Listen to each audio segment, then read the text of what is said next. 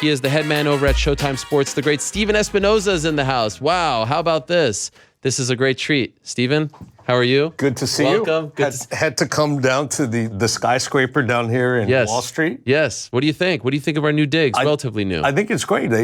I was really shocked when I walked up and it says the Helwani building. Yes, that's right. I didn't expect that at all. Now you know. Getting a little respect around these parts. I'm sorry. Now you know. I know you're very busy, and less so now. This week's a little quieter. Does it feel like the storm has passed for you? Like that you can kind of catch your breath? It took until this past weekend. You know, sort of like Owen said. I think everybody involved was in a daze. Yeah. Probably until about a week afterward. It's like a 6 or 8 week adrenaline rush. Right. You know, and it takes a while to recover. So now it feels like we're back to real life. So the latest news is the numbers are trickling in, but you don't have an official number just yet, do you? We have numbers which are reported, which are expected to grow. Okay. So with the way pay-per-view works, we get numbers and then they sort of trickle in going forward. So we're now sort of mid 4 millions. Okay. If we see the kind of growth that we typically see, then we'll break the record. Wow. Now, I don't want to assume we get the typical growth because this is not a typical event. Right. There are many different ways in which this event behaved differently, but we have a very good shot at breaking the record. So when you say mid 4 millions, is that 4.5? Give or take. Okay. You know, give or take, within 100, 200 either way. Okay. And typically, how much growth do you see? Like how long does it take for all those numbers to actually kind of come in and finalize themselves? Well, it's interesting. So on Mayweather-Pacquiao, we announced a new record 10 days after the fight at 4.4. Yeah. Right now, today, it's at 4.6. Okay. So even that 4.4 was a little bit, that was an estimate of where we'd end up. So from the numbers you get the week after the fight, you usually go up 10 or 15%. Okay, wow. So, you know, there's all these numbers that sort of straggle in and a variety of different ways because of technology. I just don't want to assume we're going to get that 10 to 15% because I don't want to in 2 weeks have to say, well, sorry, we didn't actually break the record. And to be clear, the number that you're talking about right now, the mid 4 millions, what does that include? That includes North America, US and Canada, digital, all the traditional outlets, you know, all the different ways. It does not include bars and restaurants. Okay, it doesn't. Okay, and you're talking about the show because you guys had the exclusive rights in. Yes. So the Showtime digital and the UFC digital, it's all rolled into one number. But not Europe. Not Europe. Are you privy to those numbers as well? Because that was Sky, right? It was Sky. I think there were a handful, maybe a half dozen pay-per-view territories. Okay. UK was most likely a record setter. Okay. There as well. Australia, Spain did very, very well. Okay. As well. So internationally, it was, I believe, as big as Mayweather-Pacquiao, if not bigger. Do you know what the record is for all the territories combined? Like, is there a number, 10 million, something like that? When you include Europe and these other continents? Well, head and shoulders above all the other territories are going to be US and UK. Okay. So the record, the biggest pay-per-views in the UK have been Mayweather-Pacquiao was about 1-2. Okay. Joshua Klitschko was a little bit above that. Okay. And I think Mayweather-McGregor will be even a little above that. Will it be 2 million? Not quite that high. Okay. You know, probably, you know, a little bit above, somewhere between 1.2 and 1.5. Okay. And I'm guessing they're sort of in a similar sort of projection mode right now. And then the rest of the territories, you know, the vast majority of the territories in the world are not pay-per-view territories. There's probably 6 to 8 total. So you talk about UK and US, and that's probably 90 to 95% of the total. Okay. Now, what about the issues with ordering pay-per-view? Do you feel like the number could have been higher? Ultimately, I don't think that's going to really affect that much. Okay. It got a lot more coverage than the number of people affected really deserved. Okay.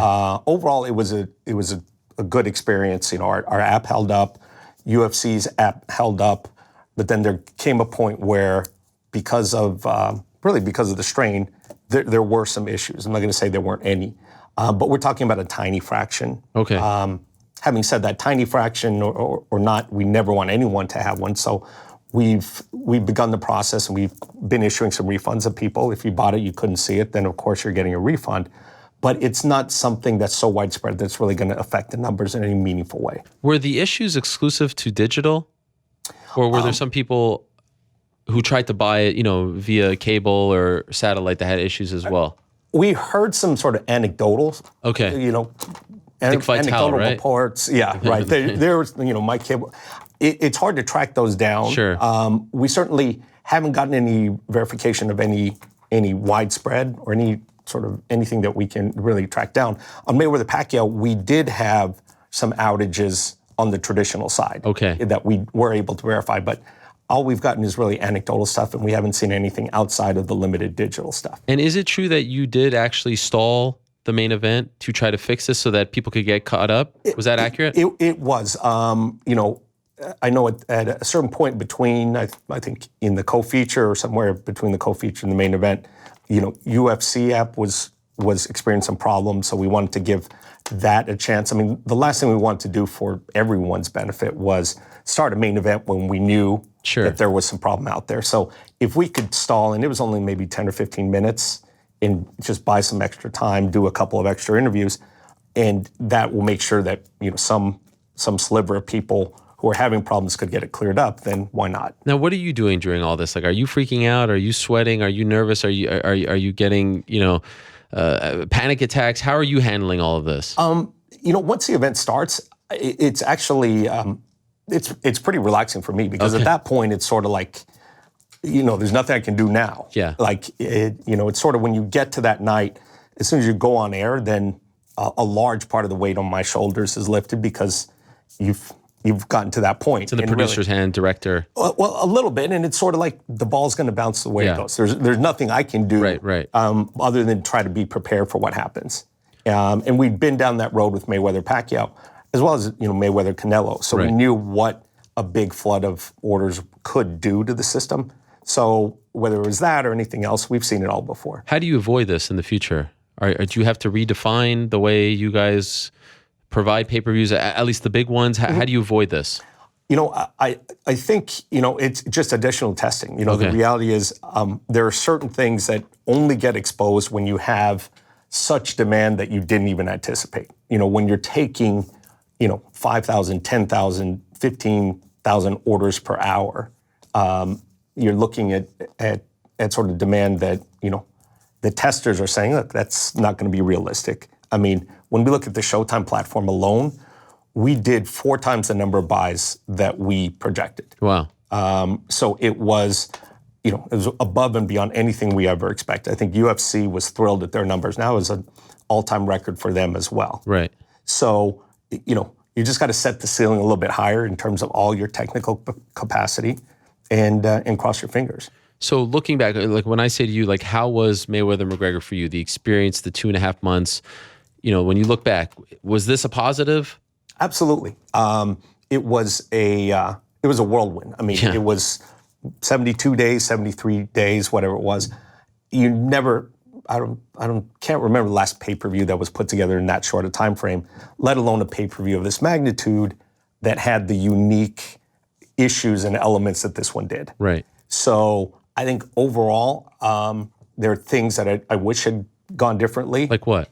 I think, look, the obvious thing is the press tour. I think, some of the discourse there, it's just unnecessary.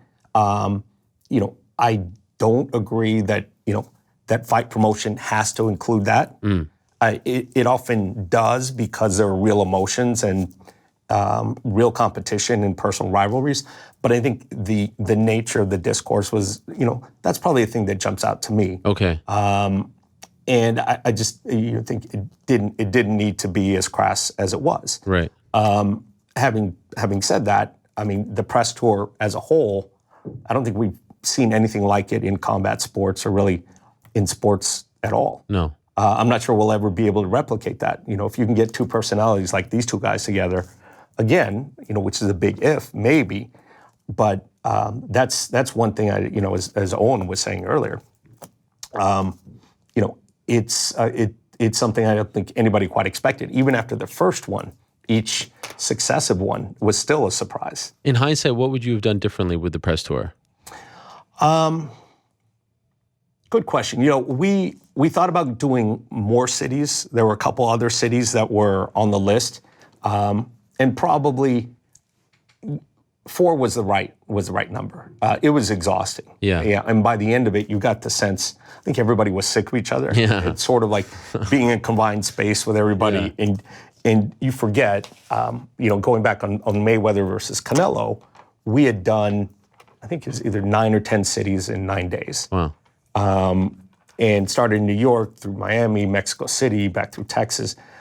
In retrospect, I don't know how we did that, because you understand, you're not doing much other than the press conference. You're going to the press conference, driving to the airport, going to sleep, getting up, doing the press conference. So it's a Groundhog's Day for you. So the only real interactions you're having is you have to go step back on the stage, and get in that environment, the adrenaline environment again. So it was amazing, from that perspective. And I think what it demonstrated to fans is this was a real fight. This is not a hypothetical, an exhibition. There are 2 guys, grown men, looking to win a fight. And whenever you have that, there's an element of risk. And that's what really got codified, got put forward in a tangible way on that press tour. I felt like after Toronto, which was obviously, I think, in most people's eyes, the apex, the most entertaining one, maybe it should have evolved and gone more to a traditional press conference. I didn't have a problem, like this whole thing that was being made of like, the boxing press conference, like it was fine to be different. But then I felt like they felt the pressure of trying to one-up each other, one-up every city. Do you feel like that should have happened? Well, what's funny is,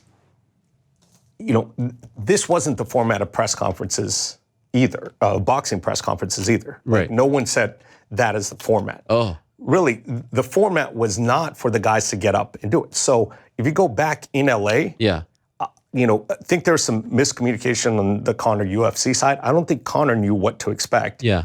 What was supposed to be walk-ins and then sit down and we start the press conference, came to be Conor walking in, grabbing a mic and, pontificating. Sure. So that became the format. So that was never anyone's goal. Right. It was, I think, we were just going to do sort of entrances, high wave to the crowd, and then let's get on with the orderly press conference. Like reporters asking questions and stuff? It was, introduce, the guys, Conor makes a statement, Leonard makes a statement, then the guys talk in a couple of questions. So a more traditional one. So, at that point, it's sort of like, it got some, there were obviously some sparks were flying. So we stuck with it. I think what hurt us in Brooklyn was sound problems. Yeah. That was I'm not sure exactly what it was. I'm sure, Conor believes that was mine too. I didn't hear about it. Whatever the sound problems in New York City were, that affected a lot the perception of it. I think you just really couldn't get the emotion, really couldn't hear. Yeah. For those of us on stage, at least, for me, the Floyd side, we couldn't hear anyway because it's being drowned out by booze. Right. But that sound system in particular, that was that interfered a lot with the enjoyment of that piece. How has life changed for you since all of this? Because, we talked about it a little bit on the tour, but even like when I say that you're going to be on the show, I get a lot of the, the weasel comments. Conor's fans are a very passionate bunch and they are loyal to a fault. And God bless him, that's part of his success. But for you, do you feel like things have changed? Do you get comments on the street? Do you get people coming up to you? I do. I mean, social media has changed. I mean, I'm sure, your social media has changed. When you announce me, you get the weasel chips that, every conceivable one. It's animated, live action, all of those. But, there's other ones. I flew back from Las Vegas late Monday. And, and I got to the airport and I was like in jeans, tired. It was like, probably by the time we got luggage, it was 1:30 in the morning. And somebody recognized me in the airport and came over and said, and it was an Irish fan, clearly from there. Okay. And we had a really nice conversation, but I looked at that point like the least executive looking person. So someone, I do get recognized a lot more. In terms of sort of the conflict, it didn't, it bothered me a little bit. I think anyone, who's personally insulted, it bothers. But look, I've been called a lot worse by people I respect more than Conor. So that in itself wasn't a big issue to me. What bothered me about the whole thing was his comments about Showtime. And not necessarily, obviously the network, but really the people at Showtime, because, I know my staff and I know, the people, the kind of people who work for us. And on that time frame, on those 72 days, there are literally dozens of people who are giving up dinners with their kids, time with their spouses, giving up, things they'd rather do nights and weekends for the success of this pay-per-view, which ultimately the bulk of that money is going to Floyd and Conor, and making them both very rich men. So, to have, Conor insult them, by extension, to say, F Showtime or whatever, when there's an entire team of people who are making personal sacrifices to make sure his event is successful and generates money for him, it just seemed like a really short-sighted comment and really unprofessional. Did you ever have a moment where you went to Audie or any member of his team, like, can we cool this? Can we change? No. I expressed displeasure with it to his manager. Yeah. Probably only to Audie. I'm not sure I expressed it anywhere else. But no, I didn't ask him to stop. He's a grown man, and he makes his choices, and he's free to say what he wants to say. One of the most interesting dynamics also was you and Dana White, because Dana hasn't been a fan of Showtime in the past. He said things and you've had things to say. Did you ever have a moment with him in the back privately to talk, to clear any kind of air? Yeah, we had a couple of those. Okay. Because, the reality, there's just different ways of doing things. It's not one sport versus the other. It's two different businesses, two different organizations and how they do things. And there will be A, miscommunications, and B, just difference of opinion. And there were both along the way. And sometimes they were, very pleasant, collegial, and sometimes they were a little bit more, blunt and a little gruff. But, it was nothing for the most part that was really out of the ordinary on sort of this event. It's making sausage, and it's an ugly process sometimes. And I'm not saying ugly as in, it has to be confrontational. It's just sometimes it's a painful process that you're learning by trial and error, what is working, how to mesh these two organizations with two business models together in a short period of time. What was smoother, doing that, meshing that relationship with UFC, or HBO for the Pacquiao fight? Without question, the UFC relationship was way easier, which is counterintuitive, because you would think another organization, you're in the same sport. We haven't done business with HBO before, but we're in similar businesses. We're doing the same sport, but it's not even comparable. The USC experience was so much more positive and collegial, and the promotion overall went a lot smoother. It really wasn't even close. Interesting. When you look back, do you look back with fonder memories than Mayweather-Pacquiao? Do you feel like this was a greater success on the whole? We don't know if we'll break the pay-per-view numbers yet. We don't even know if it broke the gate, or do we? They won't tell us. I have not seen the gate numbers, but we should get those. It's typically Tuesday, Wednesday of the following week. Okay. I believe they did, but we'll see. I don't track the gate as closely. Was this a greater success than that? They're different kinds of successes. Mayweather-Pacquiao was particularly satisfying because it's something I'd been involved with personally since 2009, right? In a very different role, and it was the amount of demand was just absolutely out of nowhere. When we had going into this, we had a ceiling. No one had ever done more than 2.4 million buys. So when you get to the point where you're looking at 3.5, 4.5, those are figures that people thought were unattainable. It's sort of like the 4-minute mile. It's sort of like there's no way we're doing more than 3 million buys. Like no one had ever come close to that. So that was, repeating it isn't quite the same level. Even if we break it, it's not the same as your first time. But this was, in some ways, more rewarding because it was a bigger task in a shorter period of time. Okay. It is something that had never been done before. one of my a close friend of mine texted me after the event, and he said, this could be Super Bowl I. Okay. And he said, when they did Super Bowl I, they never thought that this would be giving rise to an entity like, the NFL. And it was the uniting of two different businesses. Yeah. I'm not saying that, we're going to meld all of combat sports into one organization. But it's interesting to think about, is this more than just a one-off? Right. So given the success, are you more interested in being in this kind of business? I think this level of success, you can take some things from it, but not everything. In other words, you can't expect everything's going to be this level of success or even half that level of success. You had the perfect storm of a lot of different factors. But I do think that there's a limited number of athletes who, have the appeal, have the desire, have the skill to do both. And I think it's a business opportunity on both sides. Now, at some level, it's up to the MMA promoters, whether that's something that they feel like benefits them in the long run and benefits their athletes in the long run.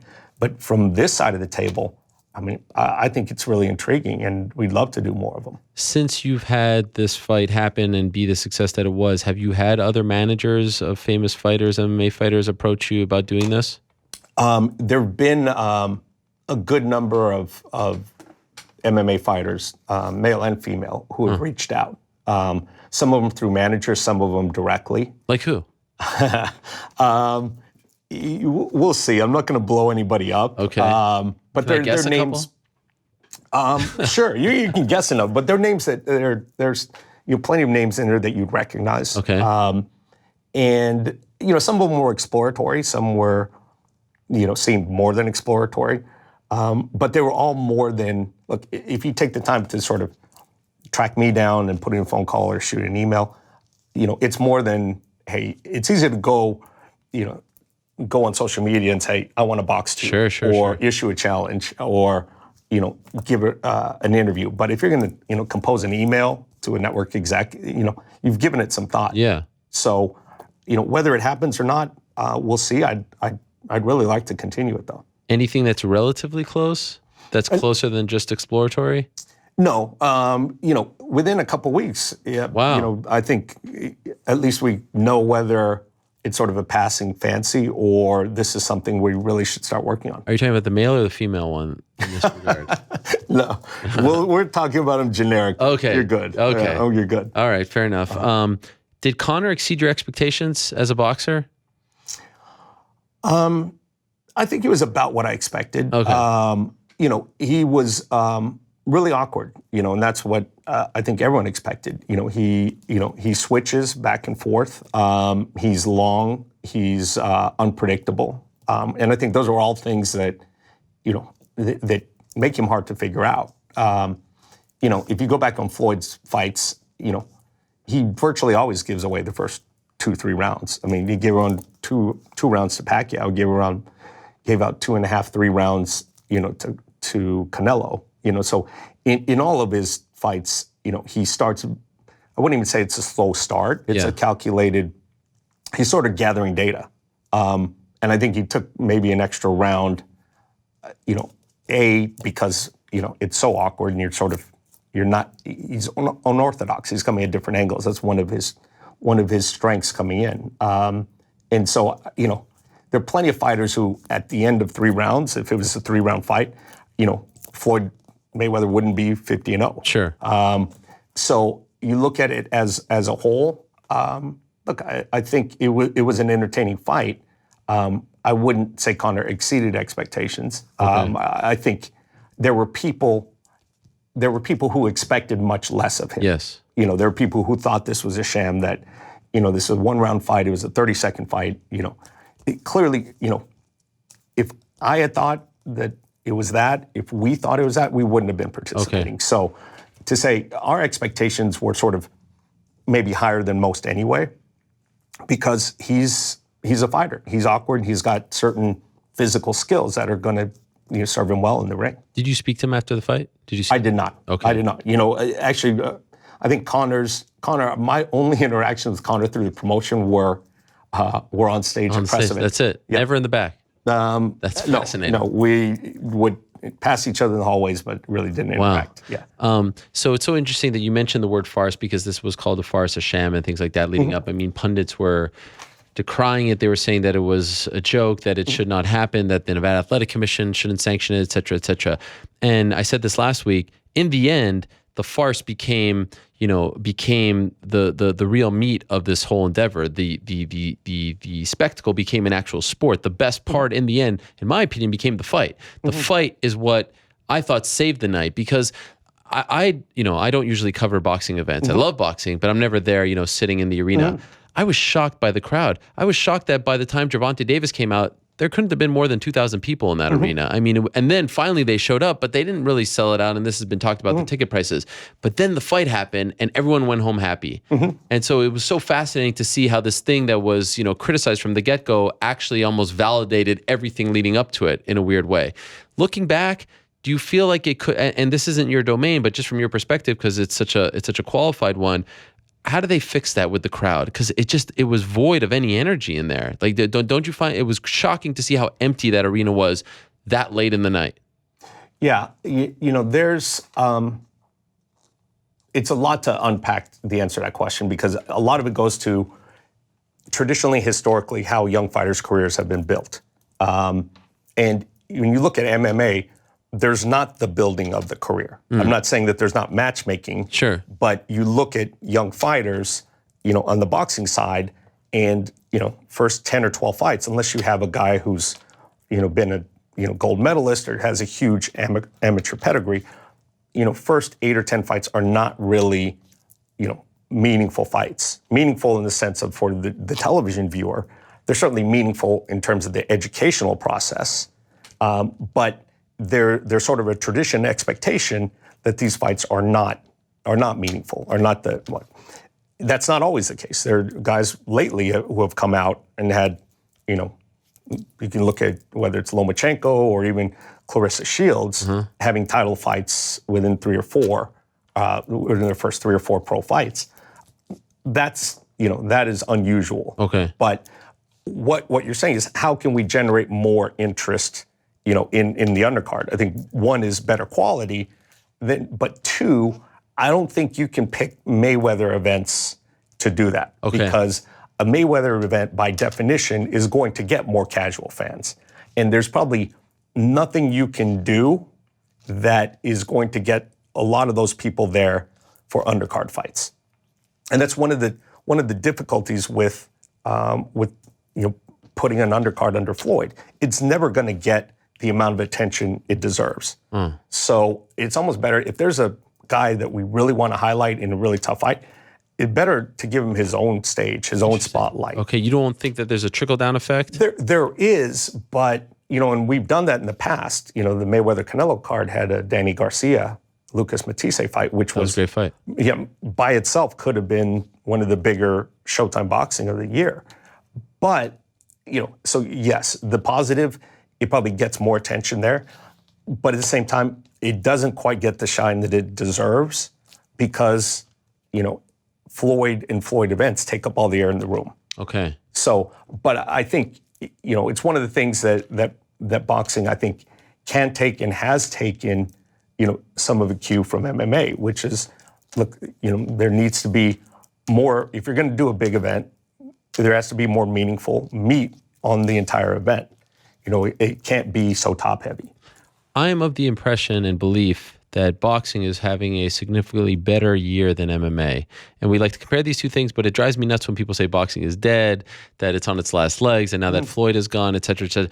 Boxing and Showtime in particular, I mean, just forget about HBO and the fights that they've done, like, the Ward fight recently and all that. They've got Triple G Canelo, of course.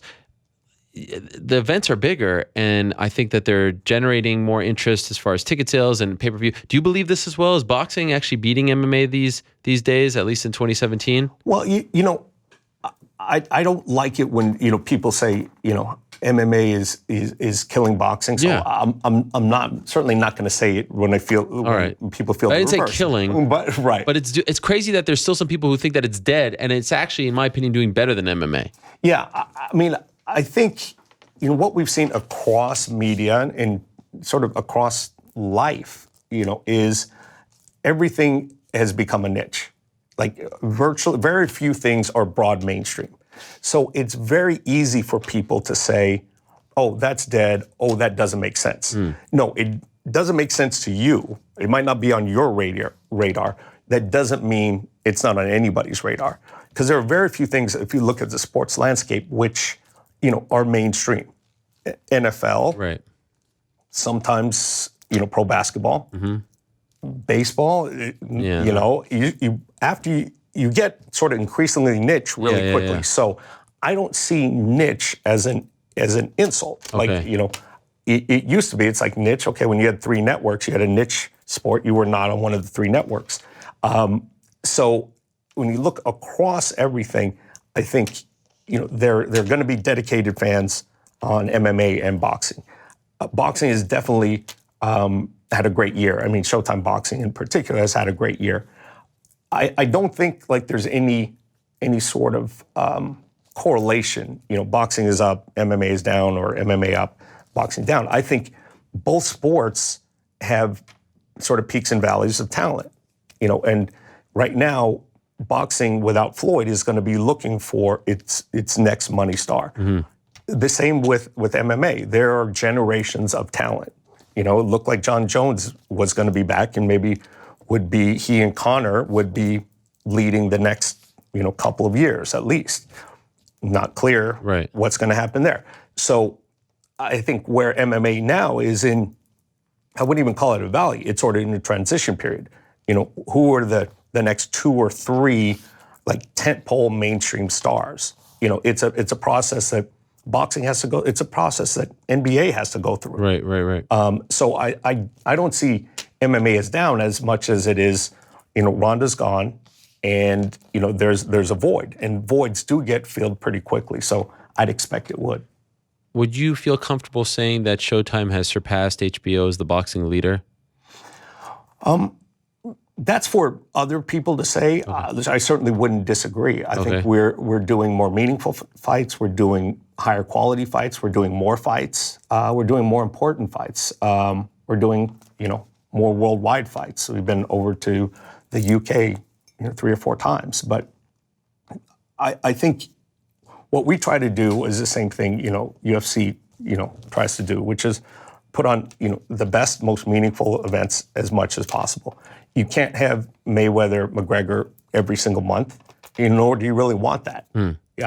It's, there's got to be more variety than that, and I think there's plenty of talent to go around. You joined Showtime in 2011? In December 2011. If I would have asked you 5-6 years later, which is where we are now, do you feel like you are past where you expected to be? Do you feel like you've exceeded your own expectations? That because Showtime Boxing, I mean, 5-6 years ago, not that long ago, it wasn't where it is today, right? I mean, you've come a very, very long way. Have you actually exceeded your own expectations as a network? I think if you had told me way back in December 2011, if you had told me that we would be back in the pay-per-view business and, assuming things go as expected, that we would do, 7 pay-per-views over the next 4 years, 3 of them would set all-time records. I would have said, no way.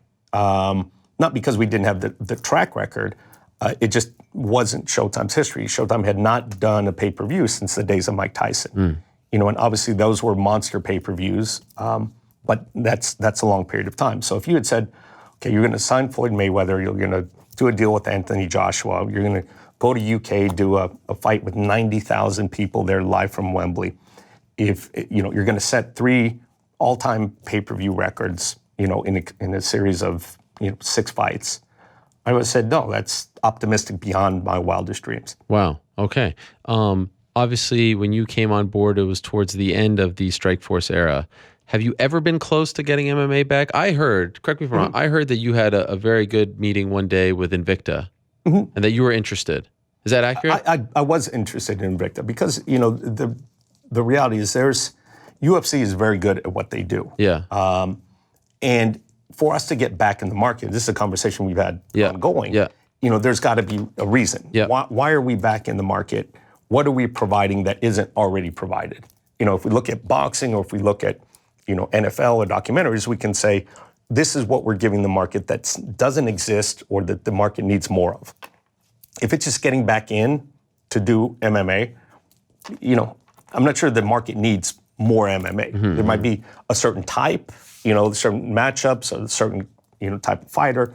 There are different ways to, approach it, but just more MMA is not, right. That's not, it's sort of like saying, we need more football in the year. Right. No, we don't. Yeah. You can make a case of how it's presented or how it's marketed or the matchups, but, not in terms of just content for the sake of content. What Invicta provided was something that was unique. Yeah. It was premium. It was different. You know what you were getting. And it generates a lot of buzz for a relatively, at that point, small promotion. I mean, they generated way more attention than any company of its size and its age had ever generated. Okay, so what happened?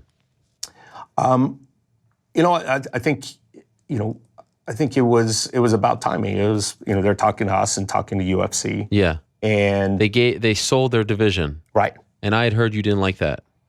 I don't look.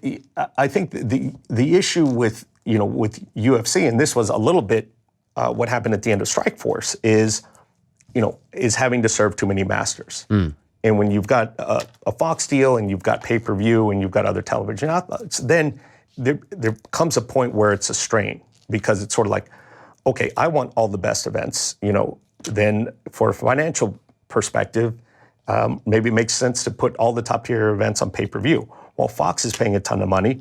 They want the best events. So at a certain point, you're going to be, you've got that many mouths to feed, and different objectives. It's going to be difficult. So I think what we saw, we weren't happy at the end with what we were getting out of Strikeforce, and thought we were not getting the best matchups, and they were looking to take some of that talent up to UFC. Okay. And so I think that can be maneuvered, but the real question is sort of, where are the priorities?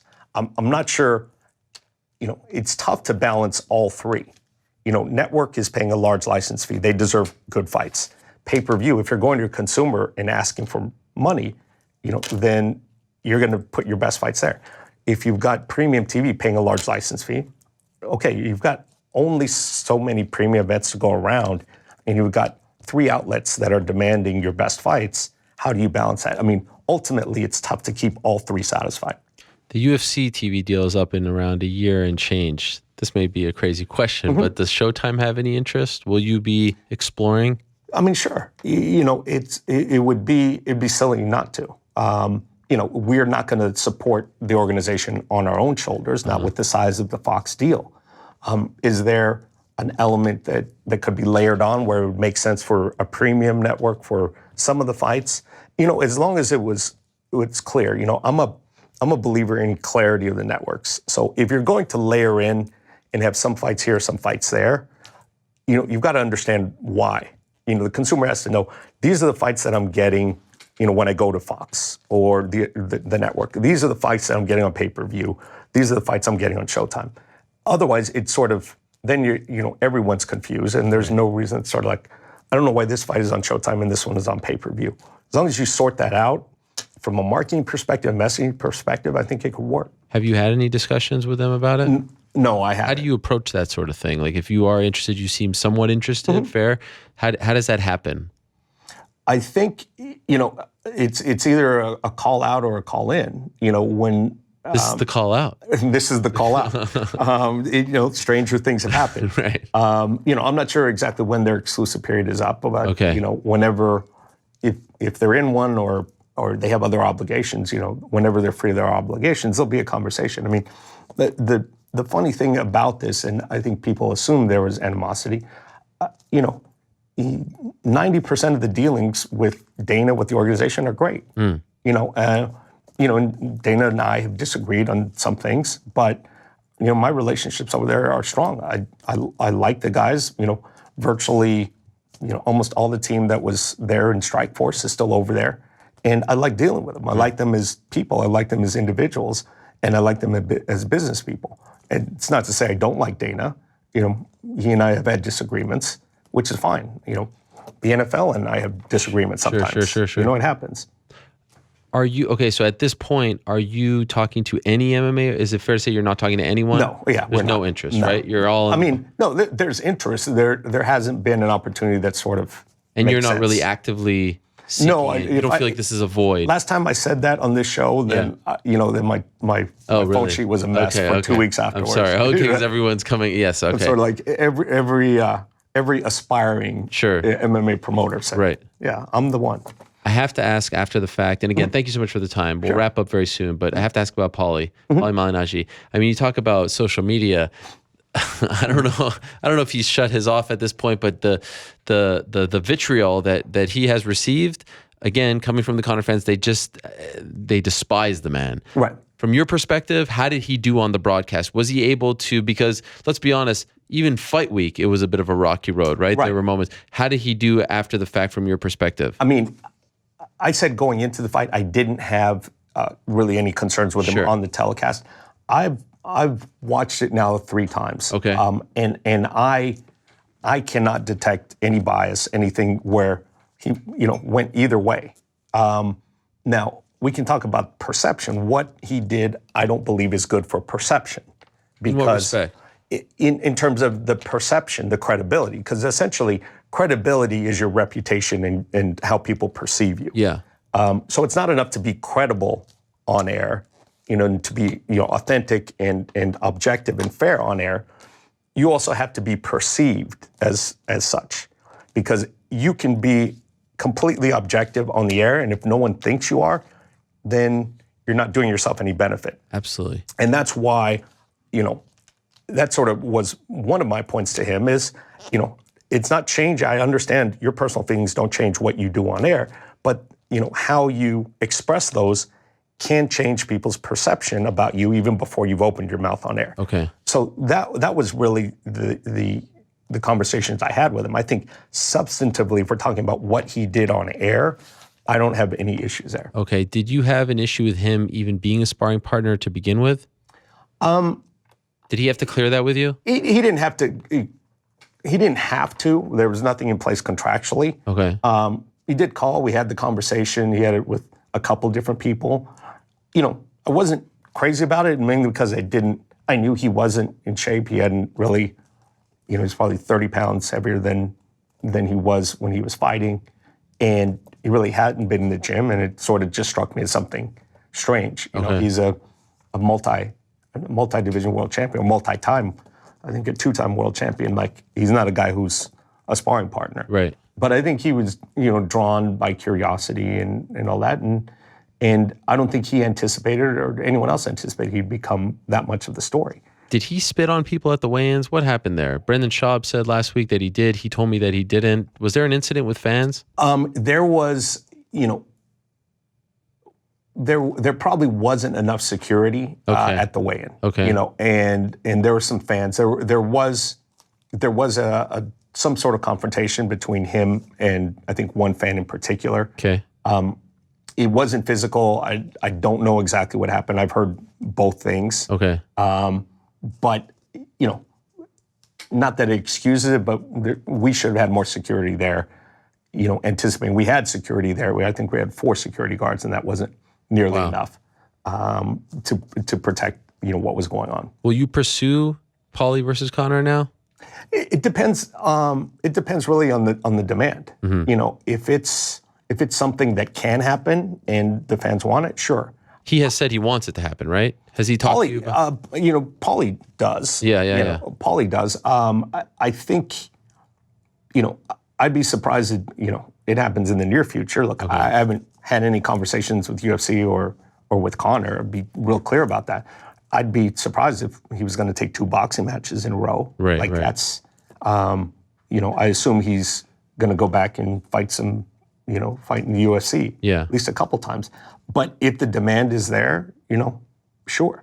Then I think, if the fans tell us that that's a sellable fight, then sure.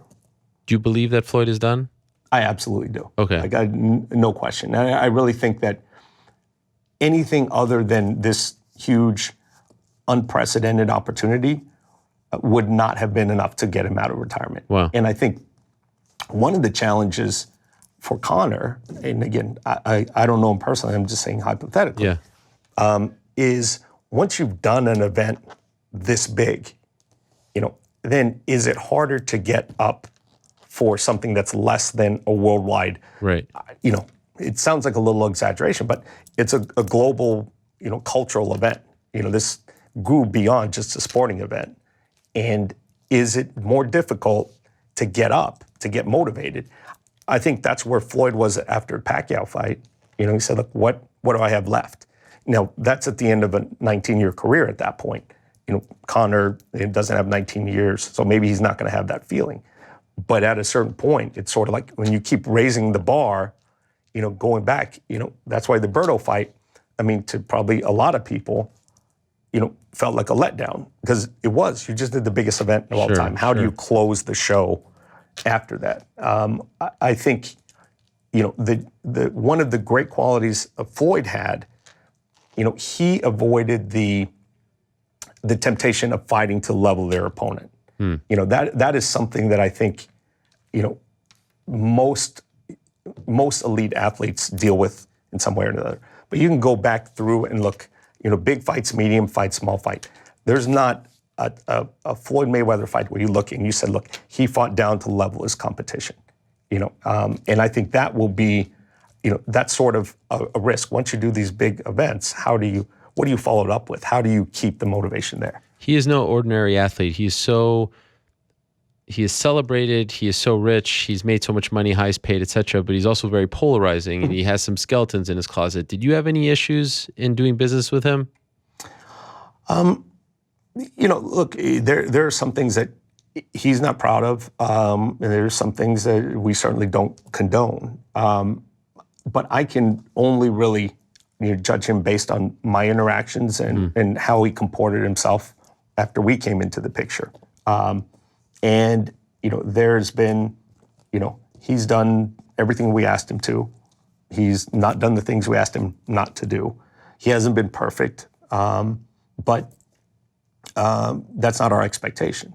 So, the reality, he's been incredibly loyal. He's been one of the best self-marketers and promoters there is. And he carries his events. He never skips publicity. He does all those things which people don't really see as being part of the hard work. They feel like, okay, work out in the gym, then go home. And that's not what it takes to make, huge events. It's work out in the gym, go home, do 3 hours of calls. And that's what separates the superstars from the almost superstars, is they're willing to do those kind of things. I wanted to ask you the same question I asked Owen. Is there a moment that sticks out, part of this experience for you? Favorite moment? I ask you about just, Mayweather-McGregor in 10 years. Is there one that you think will pop up first? To some degree, I heard his answer, and I think the press tour was definitely memorable. Yeah. For me, why I love combat sports, the moment, and it's the moment. If you ask me that question virtually every event, I'd give you the same answer, and certainly on this event. It is, the moment of time between the anthems and the first bell. And that's when, as someone involved in the business aspect, that's when everything has come together. And what you've been doing for the last 10 weeks, is you see the embodiment of that. You can literally look around the arena, you feel the energy, it's about to happen, and you feel like, okay, this is what we've been working 10 weeks for. Because at a certain point, a lot of it feels intangible and far off. So you do marketing, you come up with marketing plans, you do all these things, but that's when it hits home that it's actually happening. You can see the embodiment of all your team's hard work, in the excitement that people have, in the arena, in the telecast. That's, you asked him about sort of when do you smell the flowers. Yeah. That's one moment for me. It's that time, that's the moment I smell the flowers, because to me, there's no moment like that in any other sport. You know, it's not, whether it's before kickoff or in an NBA overtime, for me, there's nothing that matches that energy, that intensity, that anticipation, you know, right out of walkouts and before the final bell. That's why I love combat sports. I must say, no one will really care about this. One of my favorite parts of covering this event was just sort of, you know, covering Elite XC and covering Strikeforce was a lot of fun because it's different. You know, the UFC, I'm fine with them, but it's, you know, same people all the time. Getting to reconnect with people like Chris de Blasio, PR, and some of your production staff, and Matt Donovan, people like that. You know, these aren't household names to the average viewer, but it was fun to sort of get back into the Showtime and do interviews with you and things of that nature. And I know that the team, and I wanted to end on this note, I know that the team had a heavy heart because you lost a member of the team, a valued member, maybe 30 years, Earl Fash? Earl Fash had been with us 35 years. 35 years. He started in the mailroom straight out of college. In 1982, which is 4 years before Showtime Sports even started. So he was creative director, which involved him in everything from features to promos to to interstitials, virtually everything. He probably produced maybe 10,000 pieces of content. You know, it's no exaggeration to say that he was a piece of. He was part of every single Showtime Sports event that we'd ever done. Events, shows, he was there from the beginning until just a few weeks before the Mayweather-McGregor fight. So I'm very sorry for his passing. I had a chance to see him at a few Strikeforce events. I mean, a hard guy to miss, very tall individual, and I know he was such a big part of the team. And so I know that the whole group was sort of feeling his loss very much. Yeah, definitely. I appreciate you recognizing that, and I'm sure a lot of people worked with him for 20 plus years within the company. You know, and I wish we'd had the opportunity to work more with you. No problem. I know we had plans to do that, and certain things intervened, but hopefully we'll get another opportunity. No problem. As I said, I don't know if I said it on the air, but I'll say it now before I say goodbye. The way you handled that situation with the class and honesty that you did, compared to my former employers at Fox, I'm not trying to pit the two, but I've gone through this now twice in the span of a year, and I never worked for you for a second. Just the respect that I have for you. You know, Dana could say what he wants. That you're the real deal, and you handled that with a lot of class, and it meant a lot to me. And I was, because of the way you handled it, I was able to just kind of walk away and say, you know what, I'm just going to enjoy this and cover it, you know, like I would have beforehand, and just sort of appreciate it. And it was, as I said on the show last week, it was the time of my life. It really didn't. I wish I was a part of that, but I loved every second of it. And I'm kind of sad to see it go. I'm having a tough time saying goodbye to it because it was so much fun. But I think it's time to say goodbye to it. I think so. Steven, I appreciate it. Absolutely. Thank you so much. Good to see you again. Really, really a lot of fun. Congratulations on the success of the event, and congrats on the pay-per-view numbers. Keep us posted if you do break that number. Absolutely. And hopefully we'll see you back in the MMA world. Of course. Don't be a stranger, I'm trying. all right? I'm trying to get back. All right. There's Alex. He'll say goodbye to you. Great. Thank you so much, Steven thanks. Espinoza, for stopping by. Great to have him. He's such a busy man, but he came by the studio, and we appreciate that greatly. It is always fun to catch up with him because he has such a great mind when it comes to all things combat sports, and it's a world that I am obviously very interested in, whether it's MMA or boxing. So really cool stuff from Steven Espinoza. I really appreciate him stopping by, and I congratulate him and the team on the great numbers. So he said 4.5, looking like they're going to get close to breaking that 4.6. We shall see. That's our chat with Mr. Steven Espinoza. Great stuff there. And really interesting to hear him say that once the UFC deal is up, which is up in, a year and change, there's interest. Could you imagine that? Could you imagine that? That's going to be the most interesting. That's going to be one of the most interesting stories to follow in the next year or so. Where do they end up? What kind of deal do they get? How long is the deal? What are the numbers? Is it splintered? Really interesting stuff. All right. Thank you very much to Steven Espinoza. Thank you very much to his team. Thank you very much to Chris de Blasio for bringing him by.